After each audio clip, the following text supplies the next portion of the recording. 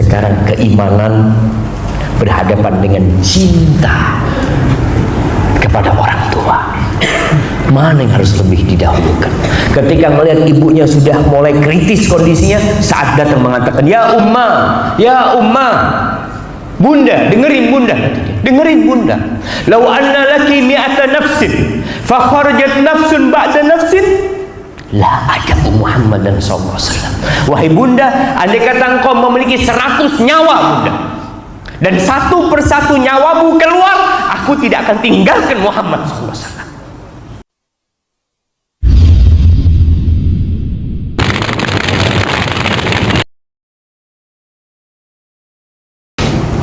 Ya Allah, ya Rabbal Alamin, cintakan kepada kami iman, hiasi diri kami dengan iman, dan bencikan kepada kami kekufuran, kemaksiatan dan kefasikan. Dan semoga Allah menjadikan kita orang-orang yang mendapatkan petunjuk. Allahumma salli wa sallim ala sayyidina Muhammadin wa ala alihi wa ashabihi ajma'in. Ya Allah, semoga salawat dan salam senantiasa Engkau curahkan untuk hamba kekasih, untuk baginda Nabi kita Muhammad alaihi salatu wassalam, untuk manusia terindah yang pernah menginjakkan kakinya di muka bumi, untuk imamnya orang-orang beriman. Semoga salat itu bersambung untuk keluarga beliau, untuk istri-istri beliau, untuk putra-putri beliau, dan untuk seluruh sahabat Nabi. Semoga Allah meridai kita bersama mereka. Amin. Amma ba'd. Hadirin rahimakumullah. Kalau kita bicara iman, itulah dakwah Rasulullah SAW. Bagaimana Nabi alaihi salatu wassalam tatkala beliau diutus untuk mengajak umat manusia, mengajak kepada apa? Mengajak kepada beriman kepada Allah dan hari akhir, beriman kepada semua rukun Islam. Dan iman adalah sebuah kesatuan yang tidak mungkin terpisahkan. Iman itu bukan hanya keyakinan di dalam hati, tapi iman adalah sebuah keyakinan di dalam hati, ucapan di dalam lisan yang dipraktekkan dengan raga kita. Sehingga kalau ada orang yang lisannya beriman, perbuatannya kelihatannya beriman, sholat, datang kajian, tapi hatinya tidak beriman, apa kata Allah tentang orang-orang munafikin? Wa minan nasi may yaqulu amanna billahi wa bil yaumil akhir wa ma hum bimu'minin. Ada orang-orang yang mengatakan dengan lisannya kami beriman, pakaiannya menunjukkan dia beriman, KTP-nya jelas agamanya Islam, tapi kata Allah wa ma hum bimu'minin, mereka bukan orang-orang yang beriman.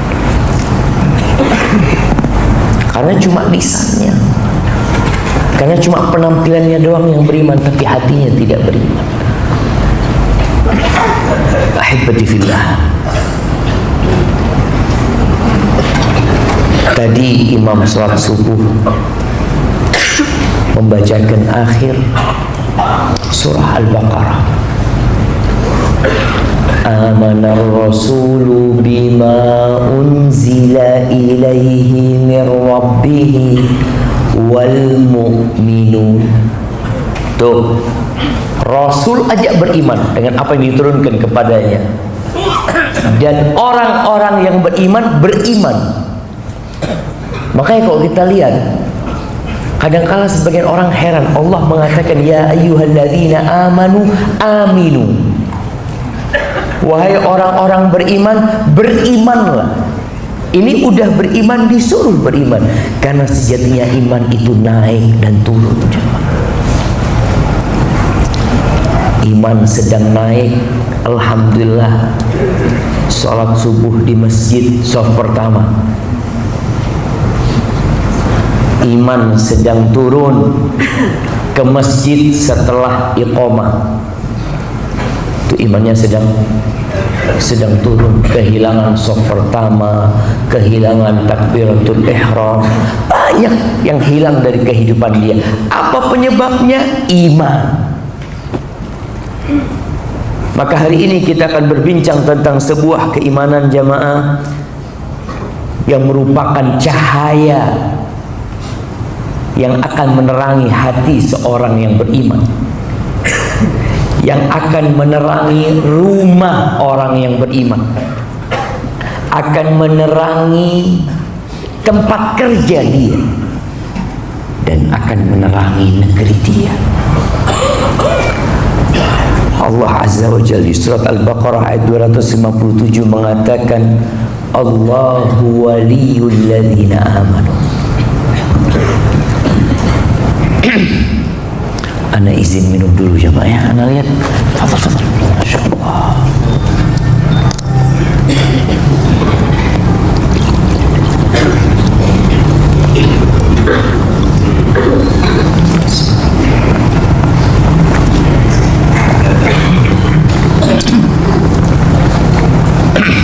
Kata Allah, Allah waliyul ladzina amanu.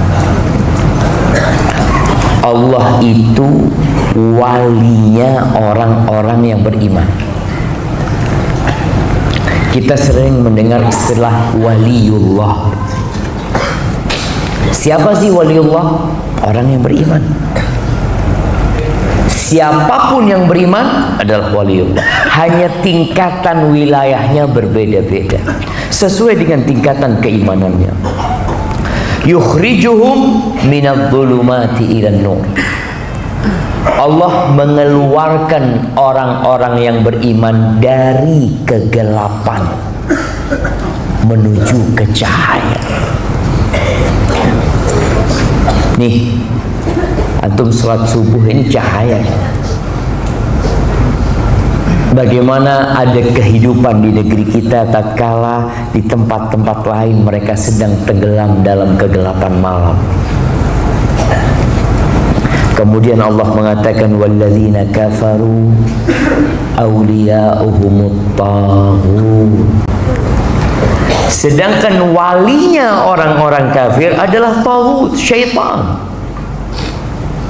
Itu yang ditaatin, itu yang diturutin. Seakan-akan dia akan hidup selama-lamanya di muka bumi ini. Nggak ada. Kita bisa melihat orang terkaya di dunia. Anak kemarin membaca tentang orang terkaya di dunia.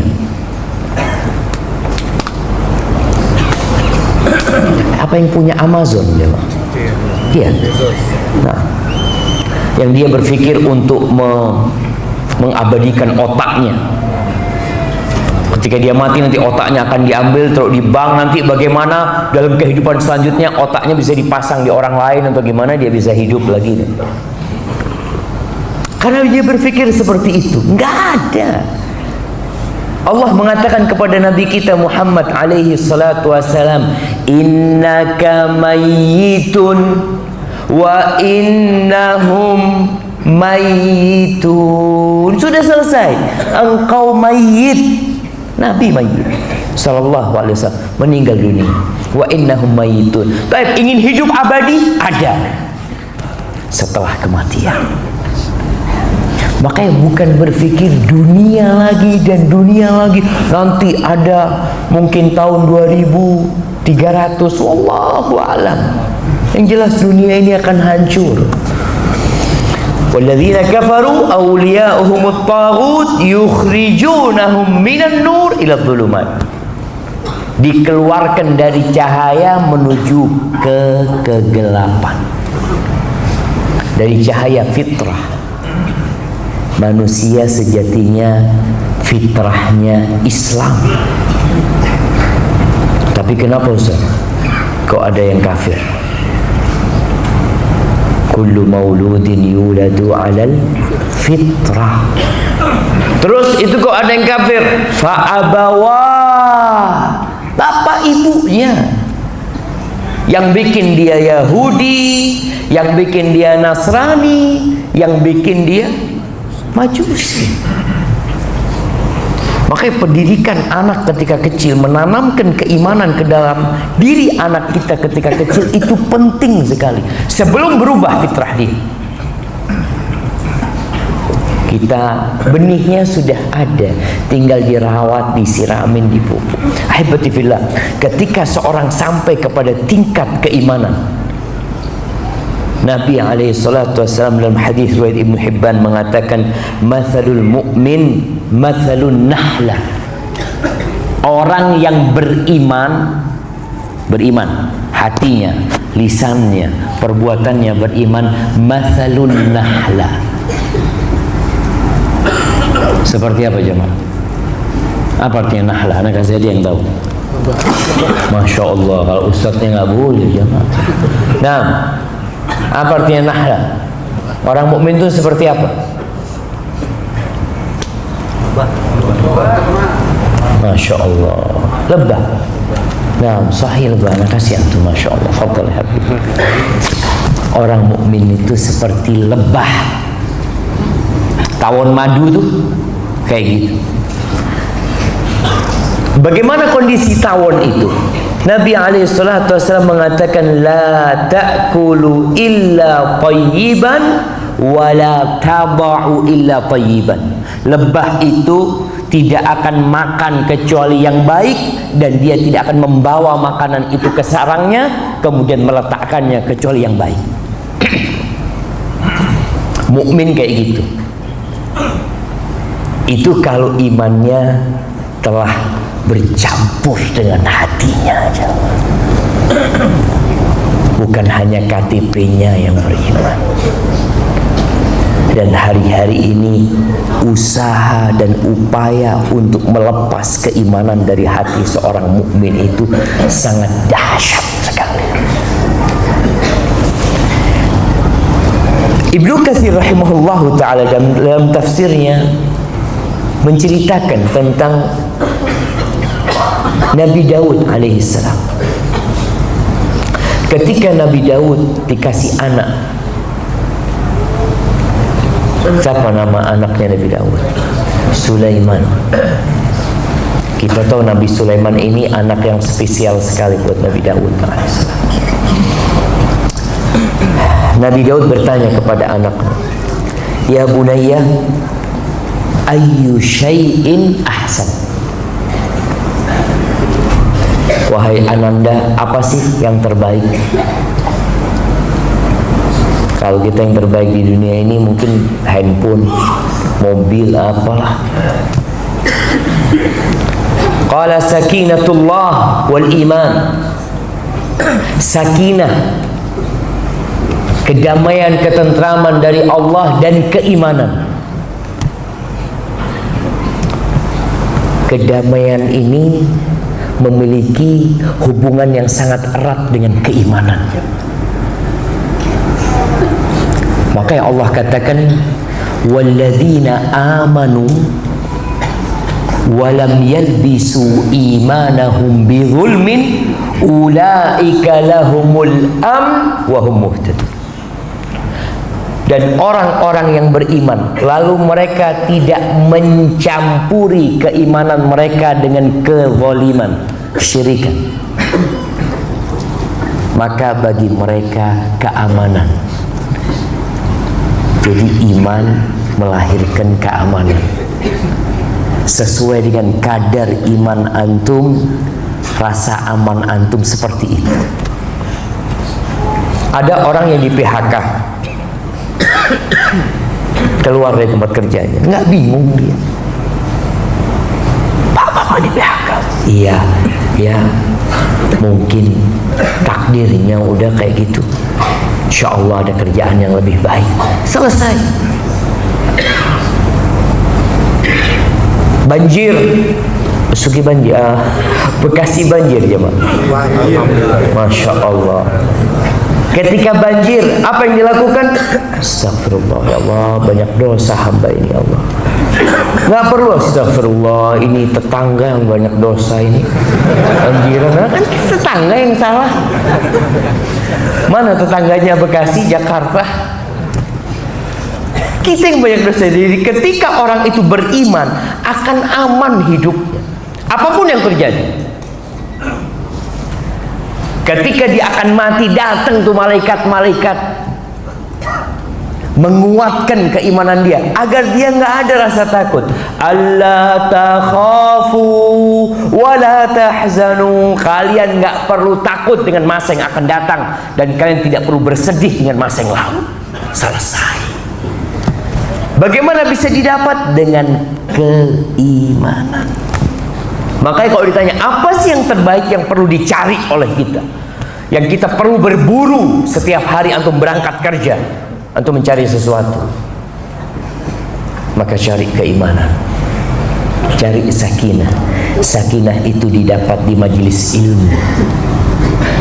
Ingat kata Nabi SAW, wa majtama'a qaumun fi baitin min buyutillah illa yatadarasuna kitaballah, yatluna kitaballah, yatadarasunahu fima bainahum illa nazalat alaihimus sakinah.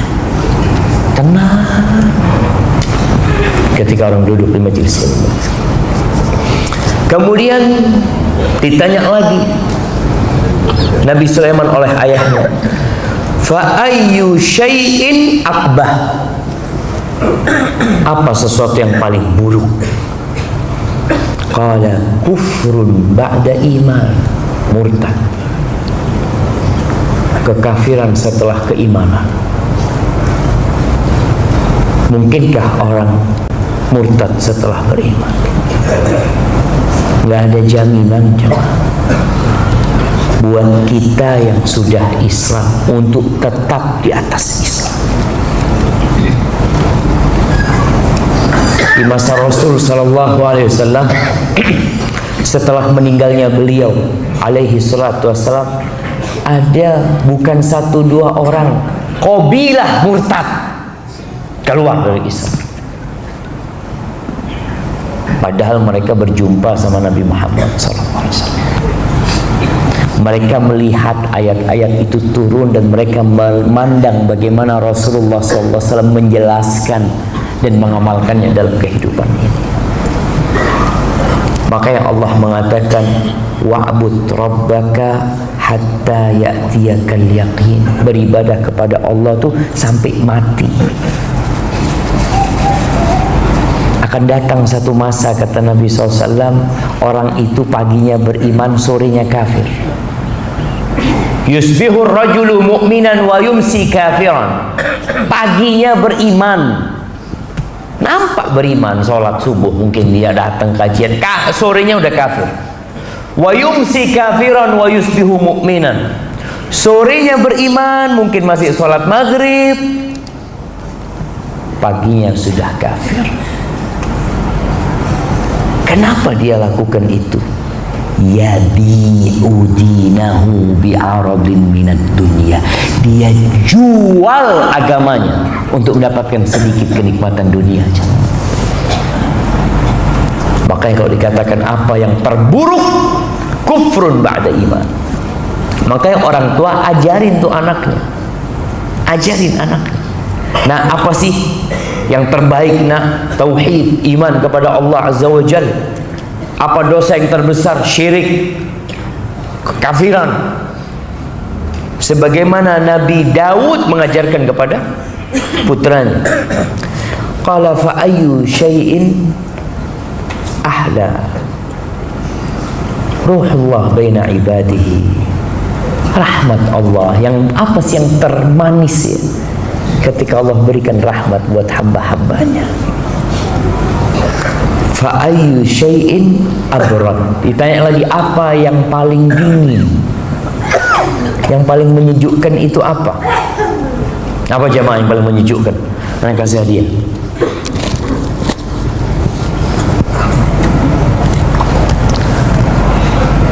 Yang paling menyejukkan, kata Nabi Sulaiman alaihissalam, afullah ala nas wa'afun nasi ba'duhum ala ba'd ba'dihim ala ba'd. Yang paling menunjukkan itu maaf Allah buat hamba dan maaf manusia buat manusia yang lain. Itu tuh yang paling sejuk. Kalau antum sedang menyimpan sakit hati kepada saudara antum, panas hati antum, wallah panas. Antum melihat orang itu lewat seperti ada api yang berkorban. Ya, kenapa? Karena antum nggak maafin dia. Nggak usah, dia bikin anak merana. Masya Allah, dia bikin antum merana dan sekarang antum tetap merana karena antum nggak maafin dia. Kalau antum maafin dia, hilang merana itu, jadi dingin hatinya. Jamaah rahimakumullah, kalau antum melihat ada orang yang murtad, apa penyebabnya? Padahal dia udah beriman, Ustaz. Dia udah datang kajian. Bahkan di masa Nabi SAW ada seorang penulis wahyu murtad, jemaah, jadi Nasrani. Penyebabnya imannya itu belum bercampur, jemaah, dengan hati. Ketika iman sudah bercampur masuk ke urat-uratnya hati. Hati itu jantung, ya. Antum kalau tahu jantung itu kadangkala ada yang tersumbat, tapi ketika sudah bercampur dengan hatinya nggak bakal bisa dikeluarin.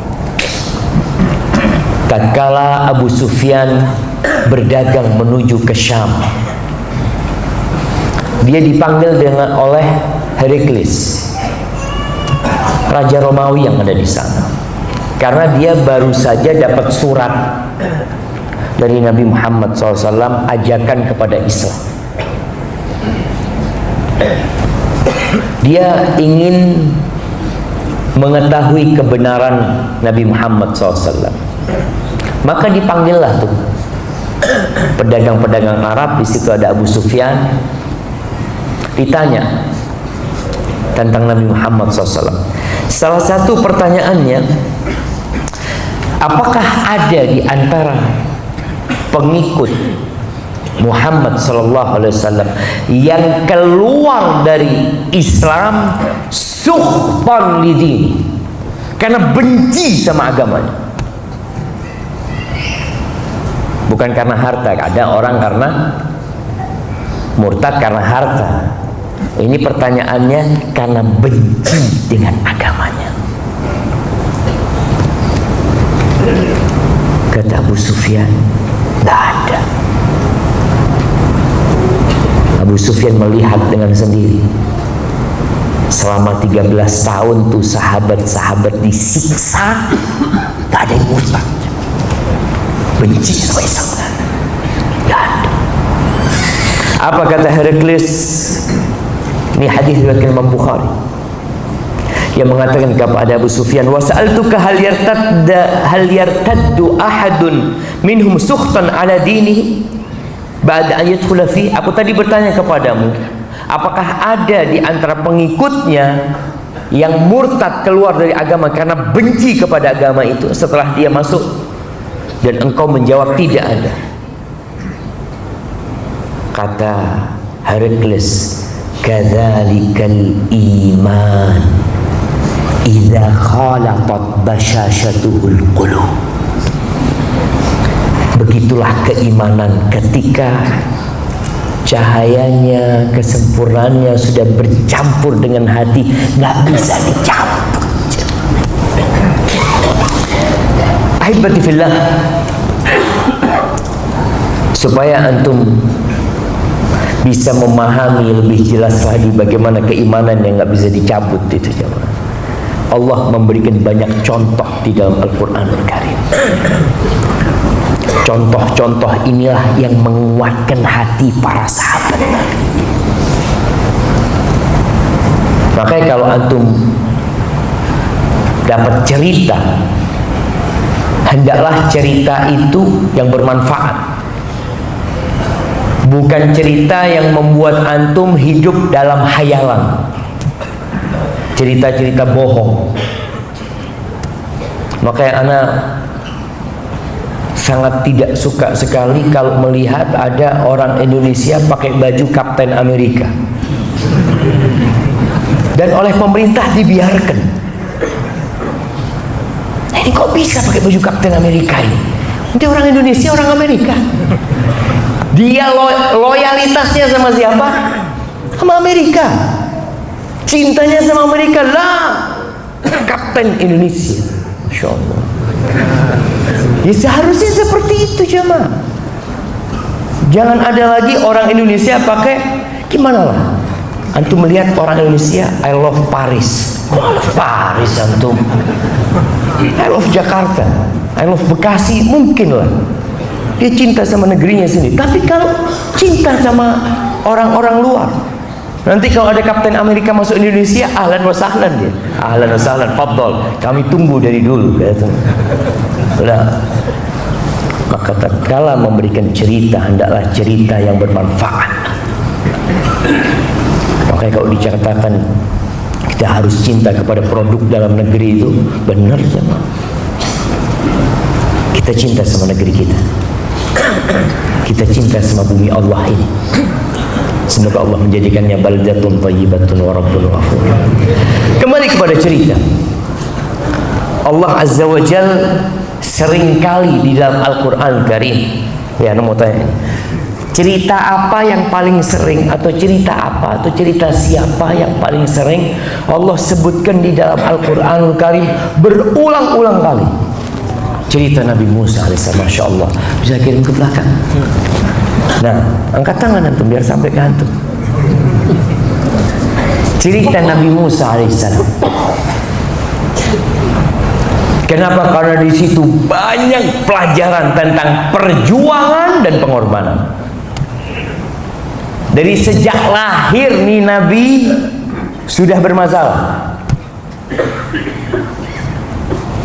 Belum jadi Nabi masalah. Kemudian bagaimana beliau melarikan diri menuju ke Madian, jauh dari keluarganya. Dan subhanallah, bagaimana sabarnya Nabi Musa alaihissalam. Beliau itu hidup di istana aja selama 30 tahun. Istana Fir'aun yang mengaku Tuhan.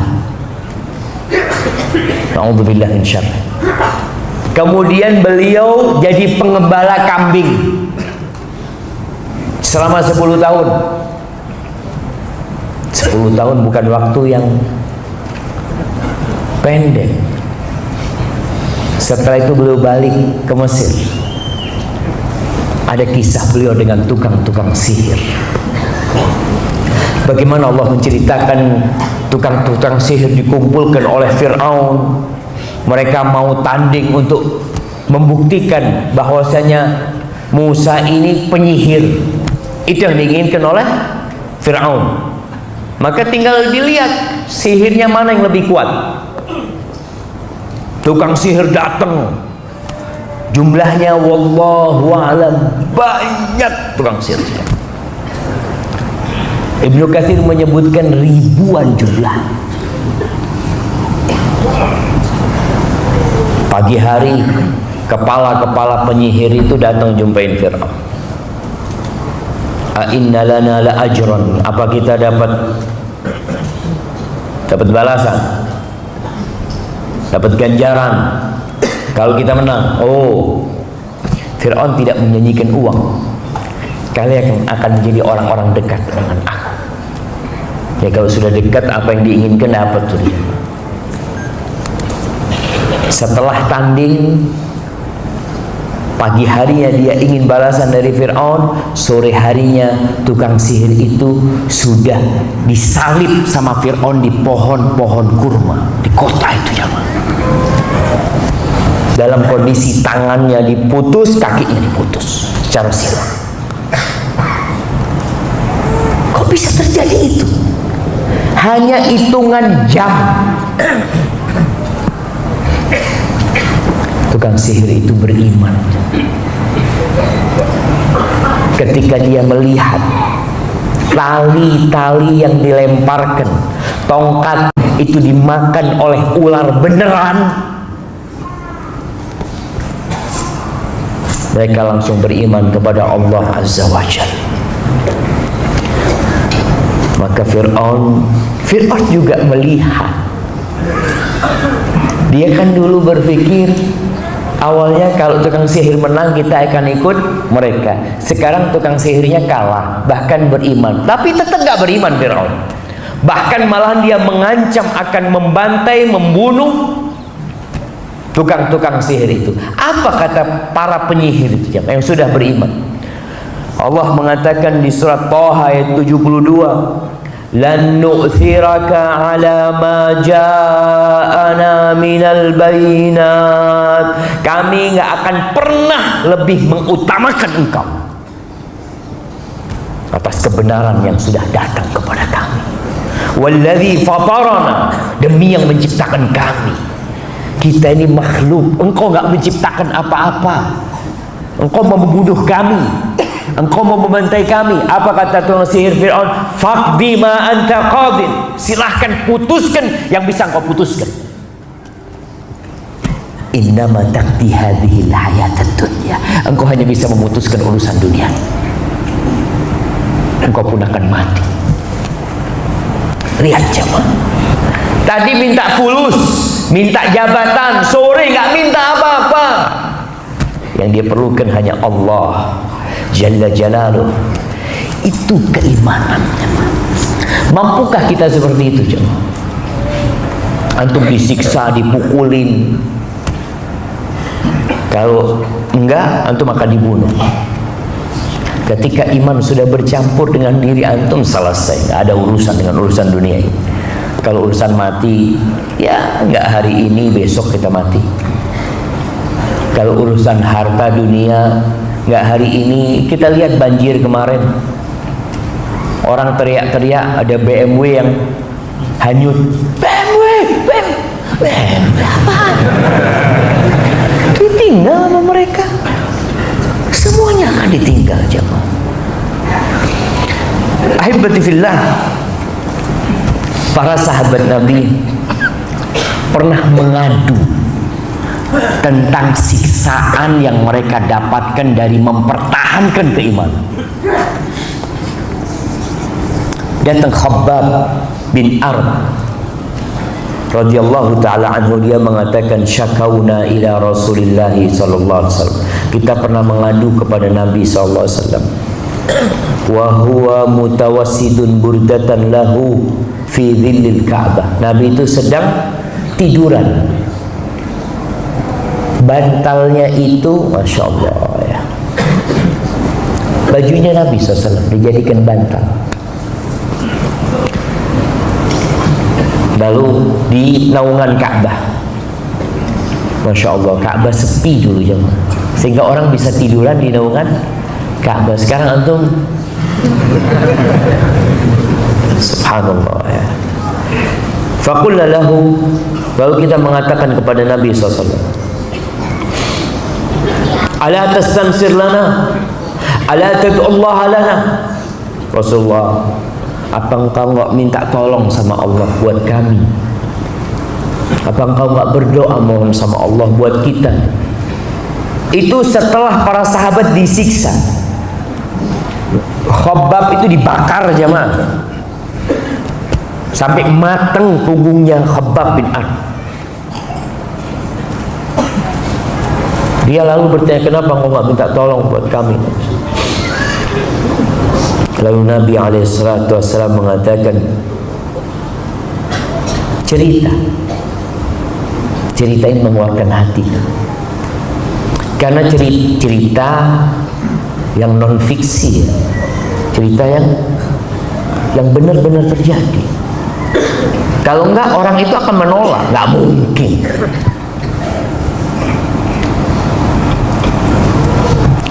Khabbab, semua mungkin Ammar bin Yasir, sahabat-sahabat yang ditindas, disiksa. Laqad kana fi man kana qablakum, kalian tahu orang-orang sebelum kalian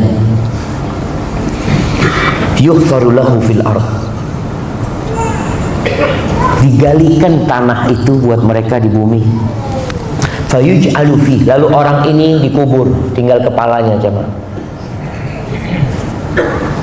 Sudah, engkau beriman atau keluar dari keimanan. Ketika mereka tetap mau beriman, aku gergaji kepalamu, tetap dia diam. Lalu Nabi SAW mengatakan, fayuja'u bil minsyar, didatangkan gergaji, fayuba'u ala ra'si, ditaruh di kepalanya. Keluar dari Islam apa enggak? Enggak. Keluar apa tidak? Tidak. Digergaji kepalanya, bukan dikasih uang, digergaji. Antum lihat bagaimana gergaji itu awal melewatin kulit, masih ditanya lagi, mau keluar dari Islam? Tidak, katanya. Yang kedua, sampai tembus ke tengkoraknya, lalu sampai kepada otaknya, terus digergaji sampai terbelah jadi dua. Wa ma yaruddu dzalika an dini, dan itu tidak membuat orang itu keluar dari agama. Mungkinkah iman kita bisa seperti itu, ya? Tukang sihir itu bukan hitungan berhari-hari mereka imannya bercampur dengan hatinya. Hitungan detik ngelihat Nabi Musa langsung beriman, dan keimanannya langsung bercampur, jamaah. Dan ini memang sesuatu yang jarang mungkin, jamaah. Ada orang yang perlu proses, tapi ada orang yang ketika hijrah total dia seperti itu. Kemudian kata Nabi SAW, wa yumshatu bi amsyatil hadid maduna lahmihi min admin aw asab. Kemudian ada yang siksaannya itu disisir dengan sisir dari besi. Antum, sisir dari besi itu dimasukkan ke dagingnya, jemaah.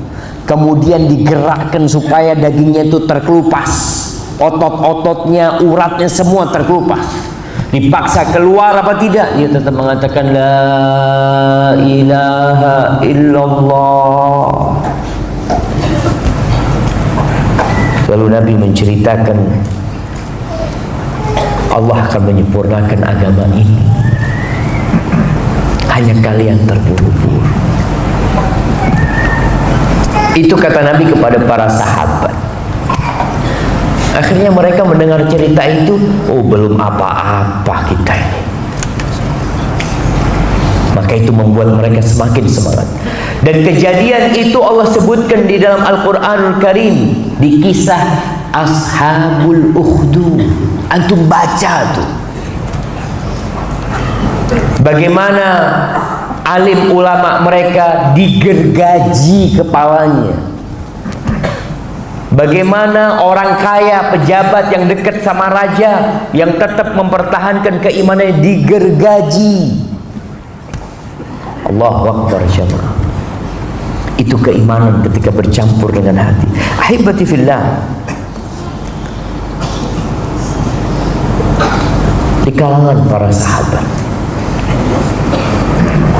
para sahabat itu sebelumnya hidup di masa jahiliyah.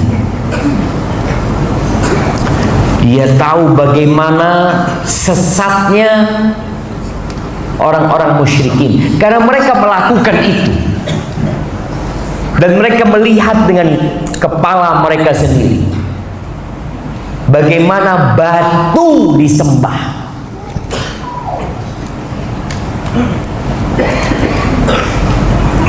Antum bayangin Ka'bah itu, kalau antum berangkat umroh, antum bayangin di masa Nabi Muhammad SAW, Ka'bah itu dikelilingi 360 patung. 360 patung itu mengelilingi Ka'bah. Dan mereka tawaf, mereka beriman nggak sama Allah? Kalau ditanya orang-orang kafir ini, wala in sa'altahum man khalaqas samawati wal ard la yaqulunna Allah. Kalau ditanyakan kepada mereka, siapa pencipta langit dan bumi ini? Allah, kata mereka. Kenapa mereka tidak mengatakan patungnya? Mereka tahu yang bikin patung siapa? Mereka sendiri. Nggak mungkin kalau tanya siapa yang menciptakan langit dan bumi, ini patung ini ya. Tambah bodoh lagi kata mereka. Kita yang udah jahil, masa ya enggak lah, ngaku Allah yang menciptakan. Terus ini, ya ini cuma perantara. Dan itu kebodohan mereka. Sehingga tatkala mereka masuk Islam, jemaah, Allahu Akbar ya. Antum bisa melihat bagaimana sabarnya Bilal bin Rabah, budak hitam kulitnya, keriting rambut, hidungnya tidak seperti antum. Tapi Rasul SAW itu sudah mendengar terompahnya Bilal itu di surga. Gimana antum jadi orang yang terompahnya sudah ada di surga? Hadza Bilal bin Rabah. Tapi bagaimana perjuangan Bilal untuk mendapatkan itu? Bagaimana tatkala dia di kota Mekah, dia menjadi budaknya Umayyah bin Khalaf, yang ketika perang Badar, bagaimana Bilal melihat Umayyah bin Khalaf sedang ditawan sama Abdurrahman bin Auf. Bilal mengatakan, Umayyah aduh Allah, kata dia. Ini yang nyiksa anak selama di kota Mekah. Ada Umayyah terbunuh ketika perang Badar. Bagaimana siksaan yang dihadapi Bilal ketika berada di kota Mekah? Ibnu Hisham dalam kitab sirahnya menceritakan hal itu. Dikatakan di lehernya dikasih tali, jemaah, kayak kambing, jemaah, seperti binatang. Dikasihkan kepada anak-anak kecil-kecil. Anak kecil-kecil itu keliling, dibawa naik ke gunung, turun, ya entah sudah luka semua lututnya, ditarik-tarik dia. Ketika sudah panas, nggak dikasih makan, nggak dikasih minum, cuma ketika sudah panas dijemur dia di pasir atau kerikil Mekah yang panas. Kemudian nggak cukup itu, diletakkan batu di atas perutnya atau dadanya, sehingga dia tidak bisa bernafas. Dan yang diminta oleh orang-orang kafir, wallahi, kata orang-orang kafir, la tazalu hakadha, engkau akan tetap seperti ini hatta tamut, sampai kau mati. Au takfur bi Muhammadin sallallahu alaihi wasallam wa ta'budal Lat wal Uzza. Atau kalau enggak, engkau kufur dengan Muhammad dan menyembah Lat dan Uzza. Kalau ingin selamat. Apa kata Bilal? Udah berat buat dia dengan siksaan itu. Dia hanya bisa mengatakan ahadun ahad, ahadun ahad. Ditawarkan kepada dia kebebasan, ditawarkan kepada dia kenikmatan dan kenyamanan hidup. Keluar dari semua siksaan itu, Bilal memilih ahadun ahad. Apa nikmatnya hidup di dunia ini tanpa keimanan, jemaah? Yang kata Allah Azza wa Jalla, innal ladzina kafaru yatamatta'un wa ya'kulun kama ta'kulul an'am wan naru mathwal lahum. Sesungguhnya orang-orang kafir, kata Allah, mereka bersenang-senang, mereka makan, mereka berwisata kuliner, makan ini, makan itu, seperti makannya binatang. Apa kenikmatan dunia kalau hanya dipikir makan?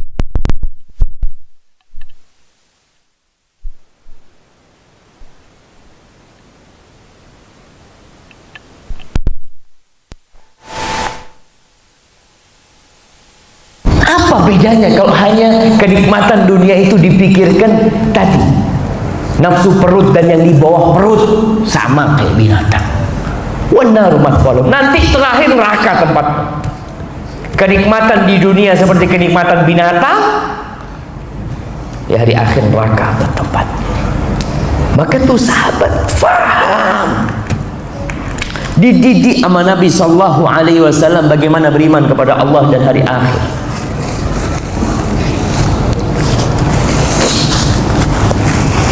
Zubair bin Awam, tuh Bilal bin Rabah.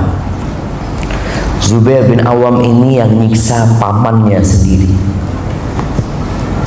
Al-Hakim meriwayatkan dari Abu Aswad an Urwah,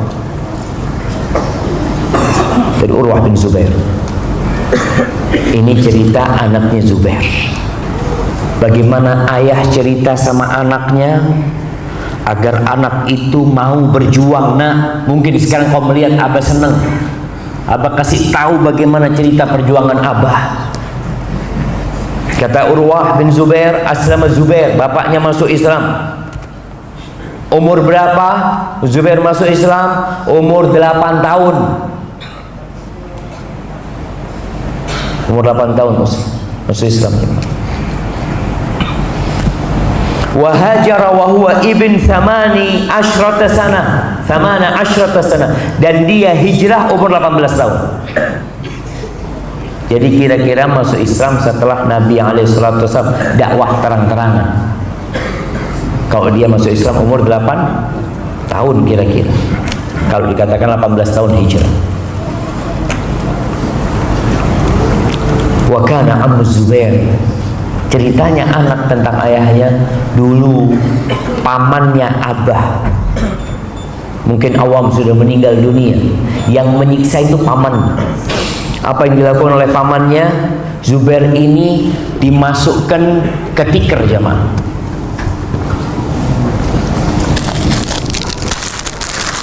Antum tahu, orang ditaruh di sini, kemudian digulung Zubair ini di dalam tikar. Tersiksa apa enggak tersiksa? Susah bernafas Zubair. Lalu dikasih asap jamaah. Terus anak kecil, subhanallah, katakan wa yaqul irji ilal kufur, kembali kau kepada kekufur, kembali menyembah berhala-berhala. La akfur abadan, selama-lamanya aku gak akan kufur. Itu udah nyampur jamaah. Sekarang dikasih makanan, ditawarin jabatan, kafir, nggak perlu disiksa, malah minta kekufuran. Alhamdulillah, wallahi godaannya dahsyat sekali. Beberapa kampung ya, sedih kita ketika melihat ada satu kampung yang tahu-tahu murtad. Sampai di Malang itu ada desa namanya Peniwen di Malang Selatan. Itu satu kampung dimurtadkan. Sampai yang mati pun dimurtadkan. Tentu bisa bayangin orang mati dimurtadkan gimana ceritanya. Itu kuburan mereka diganti salib-salib ya. Itu kejadian tahun 98. Di masa Bapak Habibie. Dan subhanallah, memang pada waktu itu Bapak Habibie pun kirim orang untuk melihat kejadian yang ada di sana. Rahimahullah. Jadi kalau antum tahu ada kampung-kampung yang murtad, kenapa kok bisa murtad? Ada cerita teman kita berangkat ke satu tempat, alhamdulillah mereka beriman Ustaz. Pekan depan ke sana lagi udah kafir semuanya Ustaz. Ikut siapa yang bawa makanan. Maka kalau bicara tanamkan keimanan. Ada sebuah hadis yang sering disampaikan, kadal kufru ayyakuna kufran. Kefakiran itu hampir saja mendekati kepada kekufuran. Itu hadis dhaif. Diriwayatkan oleh Al-Hakim. Lihat tuh sahabat-sahabat Nabi disiksa, nggak dikasih makan, tetap beriman. Jangan bicara harta, makan aja nggak dikasih dia. Bagaimana dia bisa mempertahankan keimanannya? Nggak jadi kafir, karena udah bercampur. Maka pentingnya mengajarkan keimanan kepada orang-orang tersebut. sehingga dia akan menjadi karang, dihantam apapun dia tetap tegar. Itu Zubair. Mus'ab bin Umair. Oh, siapa yang tidak kenal dengan Mus'ab bin Umair? Yang dia terbunuh ketika perang Uhud. Dan ketika Mus'ab Umair terbunuh, muncul isu disebarkan qutila Muhammadin sallallahu alaihi wasallam, telah terbunuh Nabi Muhammad SAW. Padahal Mus'ab yang terbunuh. Mus'ab ini anaknya orang kaya. Kalau sekarang anaknya orang kaya itu pakai baju yang branded ya, Masya Allah, mandi 3 kali sehari mungkin. Di Mekah gimana mau mandi 3 kali sehari jemaah? Air susah. Mereka mandi sepekan sekali itu Masya Allah. Karena air buat diminum sama mereka, bukan buat mandi-mandi di sini. Subhanallah. Mus'ab bin Umair yang diriwayatkan parfumnya dia, kalau Mus'ab lewat itu mungkin 500 meter masih tercium parfum. Antum pernah masuk lift, orangnya nggak ada, parfumnya masih nempel di sana. Ada Mus'ab bin Umair. Ketika dia masuk Islam diusir sama ibunya, dikeluarkan dari semua kenikmatan dunia. Masih remaja dia jamaah, masih remaja maksudnya. Sampai kemudian kulitnya itu mengelupas seperti kulitnya ular. Beda kalau orang dari dulu miskin, ya biasa miskin. Tapi kalau dia biasa hidup enak, kemudian harus hidup susah, berat buat dia. Ini ujian. Tapi Mus'ab tetap memilih untuk beriman kepada Allah dan hari akhir, nggak mikirin harta. Siapa lagi sahabat Nabi? Sa'ad bin Abi Waqqas, Sa'ad bin Malik, Sa'ad bin Abi Waqqas. Ketika dia masuk Islam, ada orang yang memaksa orang lain untuk keluar dari keimanannya dengan ancaman. Ada yang dengan siksaan, ada yang dengan iming-iming harta, ada yang dengan kalau diusir mungkin dia beriman, mungkin dia keluar dari keimanannya. Ada yang dengan cintanya kepada ibunya. Sa'ad bin Abi Waqqas ini orang yang paling berbakti sama ibunya. Ketika dia masuk Islam, ibunya mengatakan, ya Ammah, ya Sa'ad, aku tidak akan makan sampai engkau tinggalkan Muhammad SAW. Dan gimana engkau melihat ibumu mati kelaparan gara-gara engkau? Engkau akan tercela sepanjang hidupmu, akan dikatakan ini pembunuh ibunya sendiri. Akhirnya ibunya mogok makan. Jadi kalau ada demo mogok makan, ternyata dari zaman jahiliyah sudah ada. Iya, dia mogok makan. Sampai keluarganya kalau mau ngasih makan ibunya itu dibuka mulutnya dikasih makan, tapi tetap dimuntahkan sama ibunya. Saat minta tolong Umma, nggak usah kayak gitu Umma, tetap ibunya. Sekarang keimanan berhadapan dengan cinta kepada orang tua, mana yang harus lebih didahulukan? Ketika melihat ibunya sudah mulai kritis kondisinya, saat datang mengatakan, ya Umma, Bunda, dengerin Bunda, dengerin Bunda. Lau anna laki mi'ata nafsin, fa kharajat nafsun ba'da nafsin, la ajabu Muhammadan sallallahu alaihi wasallam. Wahai Bunda, andai kata engkau memiliki 100 nyawa Bunda, dan satu persatu nyawamu keluar, aku tidak akan tinggalkan Muhammad sallallahu alaihi wasallam. Silahkan engkau mau makan atau engkau mau berhenti makan. Makan ibunya jangan. Dia melihat ternyata nggak bisa, imannya sudah bercampur dengan hati. Mau diiming-imingi apa, mau diancam apapun, nggak akan keluar itu iman. Maka kita ini, apakah kita sudah sampai ke sana keimanan kita jemaah? Atau kita masih pura-pura beriman? Masih banyak penyakit di hati kita. Masih belum siap kita mengorbankan kesenangan kita untuk iman kita. Mau tidak mau, jemaah. Antum kira masuk surga itu mudah? Antum lihat tuh orang-orang yang dari kampung berangkat ke Jakarta, berangkat ke Bekasi, orang-orang Bekasi yang kerjanya di Jakarta, dapat gaji berapa dia harus capek. Dia tinggalkan orang tuanya di kampung kadangkala, dia rela hidup di kos-kosan di sini. Dia tiap hari naik motor ke Jakarta kerja, balik lagi ke sini. Cari apa engkau?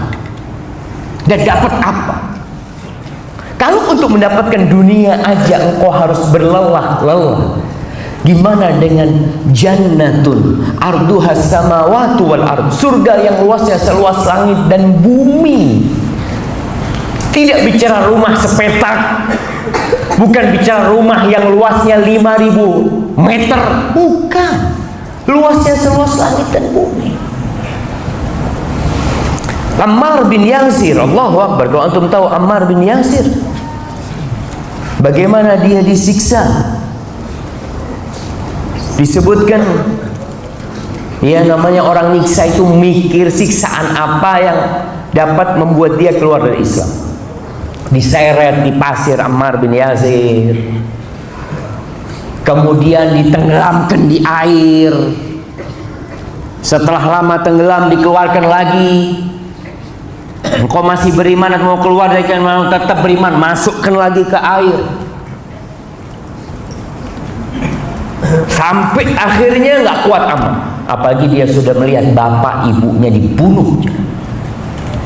Antum tahu ibunya Ammar, gimana anak melihat ibunya sendiri dibunuh, dan bukan dibunuh dengan dicekik, ditusuk kemaluannya oleh Abu Jahal sampai mati.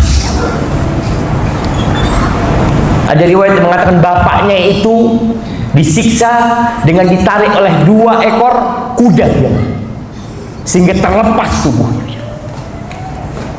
Apa sih kesalahan mereka? Mereka lakukan apa? Mencuri, merampok mereka, memperkosa anak bosnya? Tidak, hanya satu. Karena mereka mengatakan la ilaha illallah. Bukan hanya ucapan di lisan. Kalau ucapan di lisan udah lepas dari dulu, tapi udah bercampur dengan hati. Ammar udah nggak tahan dengan siksaan itu. Akhirnya Ammar mengatakan ya ucapan kekufuran. Ketika dia sadar, dia datang menjumpai Nabi alaihi salatu wassalam. Dia menceritakan apa yang dia alami. Dia menyesal dengan apa yang telah dia katakan. Maka kata Nabi SAW, turun firman Allah kepadanya, illa man ukriha wa qalbuhu mutmainnun bil iman.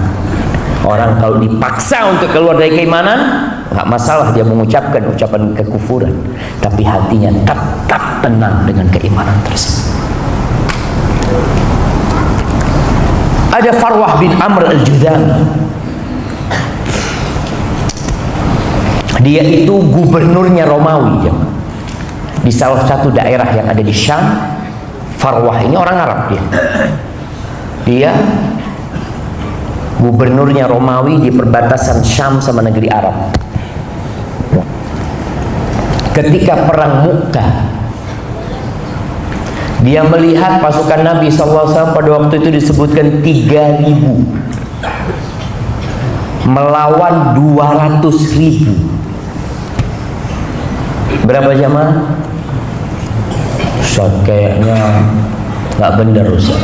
Romawi itu negara, kalau sekarang untuk melihat negara-negara yang memiliki senjata-senjata canggih itu, umat Islam baru muncul ya. Meninggal, memang bisa dikatakan umat Islam kalah pada waktu itu. Meninggal Ja'far bin Abi Thalib, meninggal pula Zaid bin Harithah, meninggal juga ini komandannya. Nabi SAW menceritakan kalau Ja'far meninggal, Zaid meninggal, ganti sama Abdullah bin Rawah, semuanya meninggal. Dilihat ini nggak mungkin menghadapi musuh yang seperti itu. Khalid bin Walid mengambil pasukan itu tanpa perintah, karena dia melihat harus menyelamatkan hal ini, dibawa pulang ke Madinah, tapi dengan strategi membawa pulang. Kalau lari akan dikejar sama musuh. Jadi dia mundur seakan-akan menyusun strategi. Yang 200 takut ada ranjau-ranjau di sana. Akhirnya mereka pulang. Penjara oleh Romawi karena dia gubernurnya Romawi. Lalu dikasih pilihan, murtad atau mati. Kata Farwah, mati. Aku dibunuh, Pak Bapak. Tapi kalau aku disuruh murtad, enggak. Akhirnya dia dibunuh dan disalib, jamaah. Kenapa mereka melakukan seperti itu dulu, jamaah? Dibunuh, disalib, seperti yang dilakukan Fir'aun, untuk menyebarkan ketakutan kepada masyarakat supaya tidak ada yang beriman. Orang kan takut, nanti kalau kau beriman seperti ini jadinya kau. Itu yang terjadi, ya. Tapi siapa yang dapat menutupi mentari? Siapa yang dapat menutupi cahaya Islam? Antum kisah Ashabul Ukhdud itu, bagaimana disiksa ustadznya dengan digergaji, orang yang kaya dengan digergaji, itu anak muda ketika dipanah oleh raja dengan bismillah, satu kampung masuk Islam. Mereka tahu mereka akan dibunuh, ya silahkan dibunuh, sudah. Nggak ada urusan kita dengan dunia ini. Kalau kita harus murtad meninggalkan Allah Azza wa Jalla. Ahibati fillah, masih banyak cerita-cerita yang lainnya yang kita perlu baca. Tapi karena udah jam 6 jam, kita sampai jam berapa jam? Bismillah. Alhamdulillah. Khubayb bin Adi yang pada tahun keempat Hijriah radhiyallahu ta'ala, dia bersama 10 sahabat diutus untuk memantau kegiatan orang-orang musyrikin. 10 orang di bawah pimpinan Asim. Tapi ternyata 10 orang ini ketahuan sama satu kabilah yang kafir, Bani Lihyan. Lalu diikutin mereka bersama 200 pemanah, 10 orang. Akhirnya 10 orang ini ketahuan diikutin, mereka naik ke tempat yang agak tinggi dan dikepung oleh orang-orang musyrik. Kata orang-orang musyrikin mengatakan, udah, engkau turun aja, nyerah, nggak akan kami bunuh, kami janji. Kata Asim mengatakan, amma ana fala anzilu fi zimmati kafir. Enggak, kalau aku, dia mengatakan kepada anak buahnya yang 9, kalau aku tidak akan pernah turun dalam jaminan orang-orang kafir. Enggak. Akhirnya mereka berperang, terbunuh 7 jam. Dan dengan panah dipanahin 200 orang ya. Terbunuh 7 orang. Asim termasuk terbunuh. Tinggal 3 ya, belum terbunuh. Udah dirayu mereka ini itu macam-macam. Kenapa sih mereka merayu jemaah? Kenapa mereka tidak bunuh saja? Mereka punya maksud lain. Dunia, fulus. Mereka ingin jual nih orang-orang ke Mekah. Akhirnya 3 orang ini karena dirayu turun. Baru mereka turun menyerahkan senjatanya, langsung diikat sama mereka. Tali busur mereka dilepas, diikat mereka. Maka dikatakan, amma hadza fa awwalu ghadra, sudah ini awal pengkhianatan mereka. Dari 3 orang, yang 1 orang nggak mau ikut, disuruh berjalan ditarik, nggak mau ikut. Akhirnya dibunuh sama mereka. Tinggal 2, ada Zaid sama Khubayb bin Adi. Khubayb bin Adi dijual di kota Mekah kepada keluarganya Harith, kalau nggak salah, karena Khubayb bin Adi yang membunuh Harith ketika perang Badar. Khubayb ini subhanallah dipersiapkan untuk dibunuh.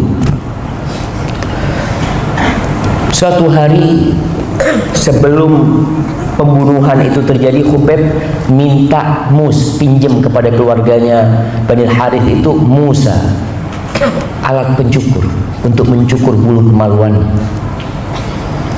Dia tahu dia mau mati. Ketika dikasih pisau cukur itu jamaah, mungkin dia yang diikat dulu kan kakinya dengan besi yang besar jamaah. Ketika dia setelah membersihkan, anaknya itu naik jamaah. Anaknya perempuan yang ngasih pinjam tukang coba pisau cukur itu. Ketakutan itu ibu, takut dibunuh sama Khubayb anak, karena duduk di pangkuannya Khubayb. Apakah engkau berpikir aku akan membunuhnya? Katanya. La, insya Allah enggak, katanya. Itu perempuan cerita, aku tidak pernah melihat tawanan yang lebih baik daripada Khubayb. Nggak pernah. Aku melihat dia makan anggur, sedangkan di kota Mekah tidak ada satu buah anggur pun. Dia dipersiapkan untuk dibunuh. Selesai, pada hari pembunuhan, orang-orang musyrikin menghormati tanah haram. Gak mungkin mereka membunuh di tanah haram.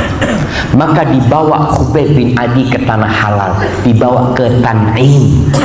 Antum tahu sekarang jemaah umroh, kalau mereka mau umroh dari kota Madinah berangkat ke Tan'im mereka.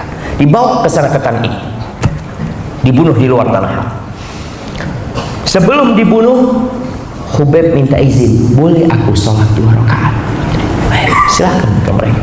Itu permintaan terakhir Khubayb. Dia sholat 2 rakaat. Selesai sholat 2 rakaat, Khubayb mengatakan, kalau aku tidak takut kalian berprasangka aku ini takut mati, aku akan tambah sholatku. Tapi karena ditakutkan Khubayb ini takut mati, kenapa takut sama kematian? Kalau kematian itu di jalan Allah Azza wa Jalla. Lalu Abu Sufyan ketika mempersiapkan dia untuk dipenggal kepalanya, Abu Sufyan bertanya, atuhibbu anna Muhammadan indana nadribu unuqahu wa anta baina ahlik? Khubayb, maukah engkau sekarang yang berada di posisimu ini Muhammad,